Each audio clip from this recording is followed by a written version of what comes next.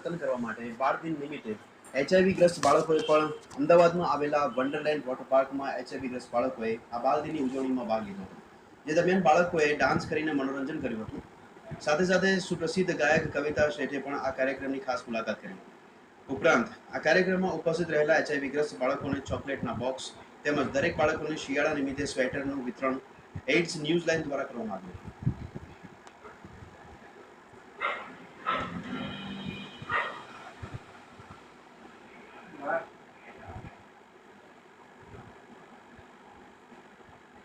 मैं चाहती थी कि जो इस तरीके के पेशेंट्स हैं वो वैसे ऑलरेडी वो लोग सफ़र कर रहे हैं, तो हम लोग कुछ थोड़े पल के लिए यदि खुश हो सकें, उनको खुशियाँ बांट सकें, तो उससे बेहतरीन कोई भी सेलिब्रेशन नहीं हो सकता. किसी की तकलीफ़ के समय पे यदि हम उनकी मदद कर सकें या किसी भी रूप में काम आ सकें, तो that's why I came here. और मुझे बहुत अच्छा लगा और थोड़ी सी तकलीफ़ भी हो रही थी कि उनको पता नहीं है कि वो किस तरीके से सफ़र कर रहे हैं या क्या क्या प्रॉब्लम्स आ रही हैं.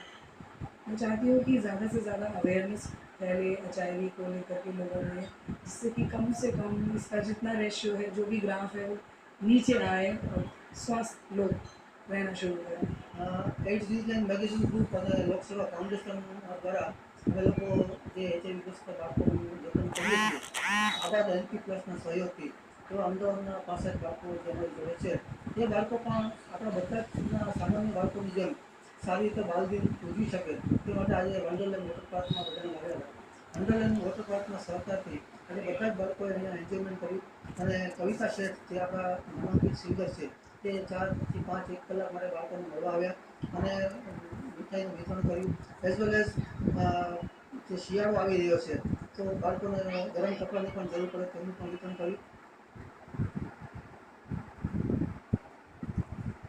દેશના પ્રથમ જન્મ જયંતિ છે સમગ્ર